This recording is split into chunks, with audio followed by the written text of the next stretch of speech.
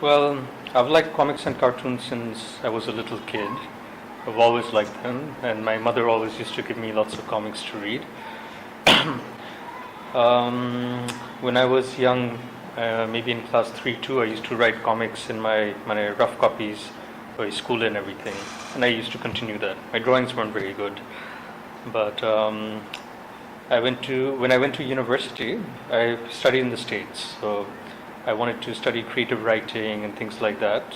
My major was in economics and management, but it was a liberal arts university.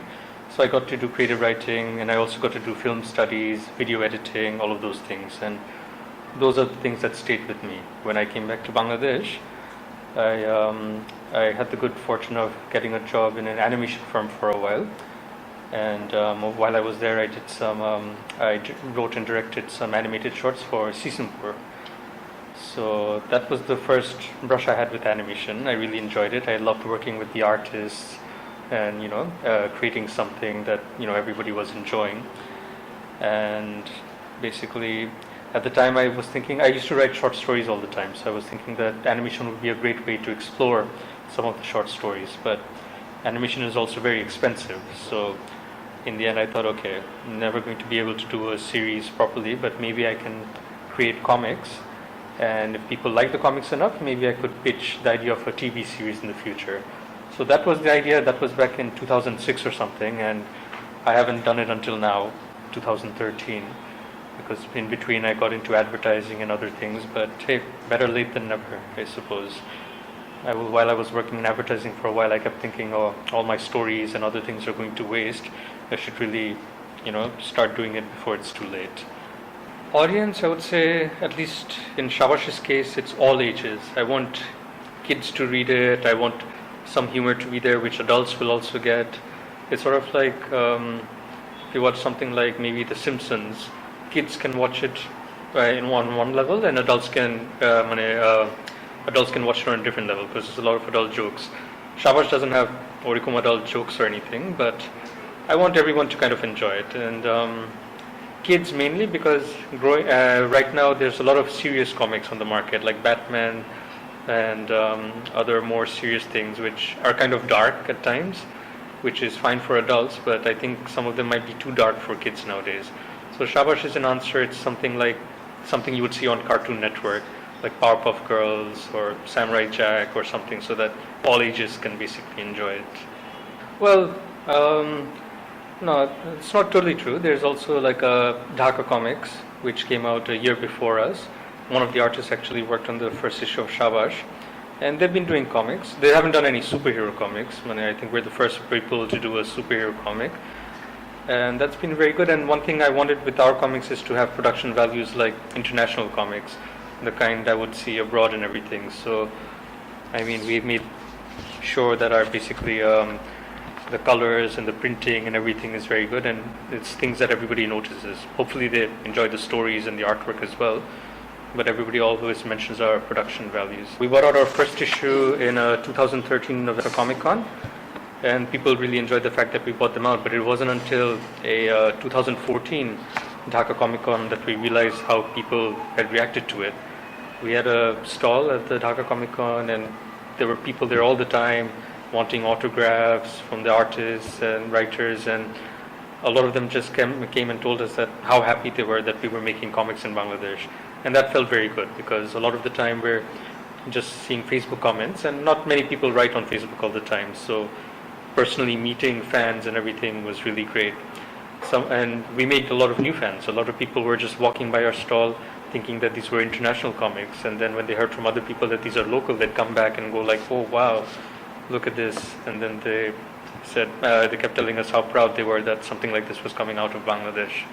So the reaction has been actually very good, and hopefully more and more people will check out our comics and enjoy it.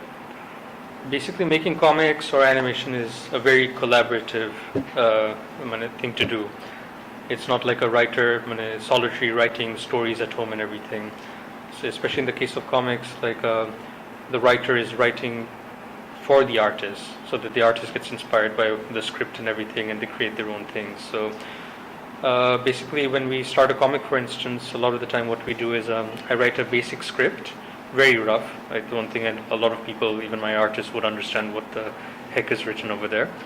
But then we'll talk about it and everything, and we'll shape it a bit more. We'll talk about what new scenes we can add and whatnot and everything. And then finally we have a working script. The dialogue is still placeholders at that point, and then the artists go and write, basically start working on the artwork.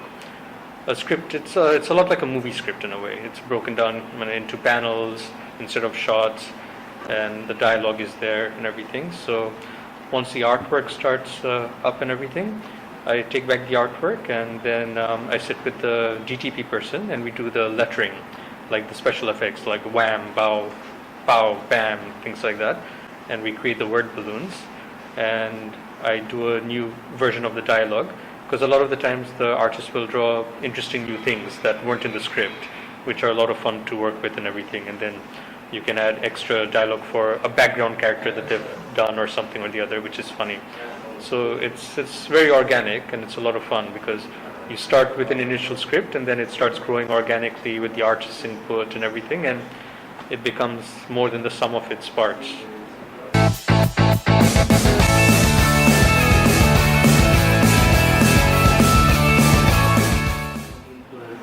I didn't want to use newsprint because newsprint, when you have such fantastic artwork from the artists and everything, you want it to be reproduced in the best possible way, and it definitely won't look good in newsprint. So we compared some of the comics from abroad, and you can't get all sorts of paper here for comics. Like abroad for comics, if I could compare some comics with you, they have all sorts of different grades of paper, but we chose the one which was closest to the kinds we liked, and we used that. You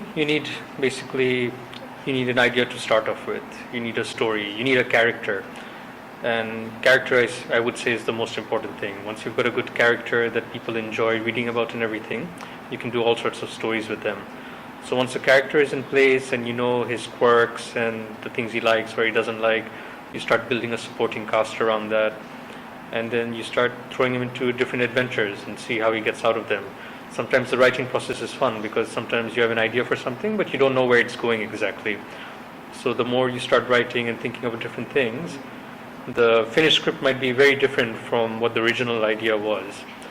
And then of course it's collaborating with the artist and saying, okay, should we do this? Comics and animation is a very new kind of thing in Bangladesh. So a lot of people ask me at first, are you sure you want to do something like this?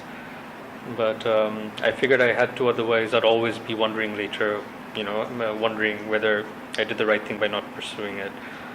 One of the obstacles I guess I faced at first was when we were bringing out the first 2 issues, I was trying to get sponsors, but a lot of people wouldn't understand the concept of the comic and everything. So the first issues I ended up, me and my wife and I self-financed the comic, and once we had 2 fully fledged comics to show people, then it became more interesting, because then I show people and they were like, wow, okay, this looks great.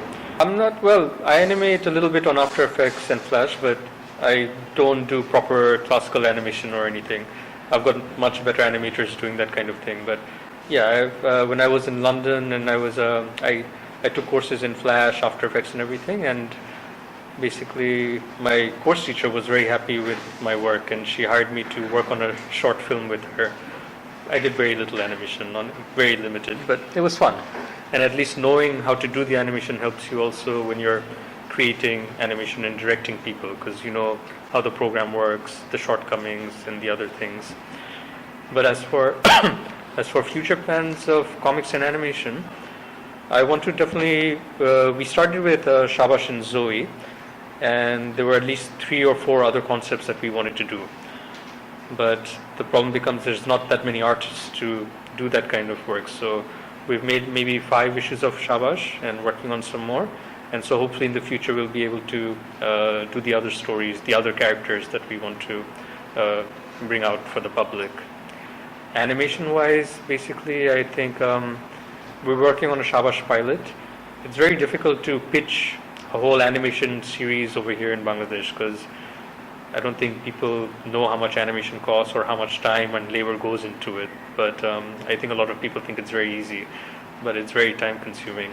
So we're at least working on 1 episode of Shabash, let's hope it finishes before the year. And we want to do some short films. Animation could be a good industry in the future. Basically, internationally, a lot of places outsource to cheaper places because of the cheaper labor and stuff like that. So America will outsource to Korea, India, and other places. But all those countries have spent a lot of time and resources in building up those industries. So if our government was interested in something like that, they would definitely have to invest in training, maybe getting trainers from abroad to teach a new generation animation. And basically, if the animation is good enough, definitely you'll hear from people abroad. But definitely you need training. And the main reason I think people from abroad will want to outsource their animation work here would be, first of all, if the animation is of good quality, if you're giving it, if the price is right, if it's cheaper than other places. So the three things people from abroad would look at, or companies abroad would look at, would be the quality of the animation and the price. It would have to be price competitive compared to other places that they're sending it, and the timeliness. I mean, getting things done in a professional manner at the right time and everything. So if we can kind of, get to a level where we can meet those things, then I don't see why people wouldn't be sending more work here. And as a matter of fact, more younger people nowadays are more attuned to cartoons that are happening abroad and everything, thanks to the internet and cable TV and everything. So the current mindset, a lot of kids are watching cartoons that even sometimes I don't know about. I usually try and stay on top of all the cartoons that are out there. And I've noticed that people are into comics and animation. People are Facebooking me all the time asking for internships and things like that. And so it seems like there's a lot of people interested in doing it, but it's hard for them to make it into a career because there's so little scope for it over here. We do mainly TVCs to bring in money, and we're hoping that in the future we'll do series and stuff like that. But the government can definitely get a head start on that by investing in training. There's an animation association that started recently, and they had some good ideas. The animation association was headed by different people from different animated firms like Dreamer's Donkey, etc. Omniroth, I think, as well. And some of the proposals they put forth were, if the government could, if they could tell BTV to give a half-hour or a 1 hour slot just for animation, so that local studios could be making animated stuff to put over there. And they also talked about maybe a festival could be arranged, an animation festival each year, so that other people were aware of what kind of work is going on here. So there's definitely a lot of things that could be done, but I mean, I guess it's hard to say how it'll be done without anybody taking the initiative to think, okay, we've got a lot of talented artists in Bangladesh, maybe we can capitalize on this by providing animation training and trying to get a piece of that pie. Lots of different writers and artists, I suppose. I mean, when I grew up, I used to read Peanuts comic strips, Charlie Brown, Snoopy, all of that. I used to watch all sorts of cartoons from He-Man, Thundercats, and everything. Star Wars, was a great inspiration. I don't know if you've seen Star Wars. We all these things lying around. Star Wars was a big inspiration, and comics-wise, Spider-Man is my favorite superhero because he's funny and everything, and maybe some of that comes into Shabash a little bit, right? But I like all sorts of comics. Calvin and Hobbes is also. Have you ever heard of Calvin and Hobbes? It's a great comic book, and inspiration never. I mean, I've been inspired by those things since childhood, but there's always new inspirations all the time. Like, I think the best cartoon show to ever come out in the longest time has been Avatar: The Last Airbender and The Legend of Korra. Those are brilliant, and those just came out a few years ago. And the TV show Lost. So I can't pinpoint any particular idol, but there's definitely a lot of influences on me that basically people that I admire and whose work I really enjoy.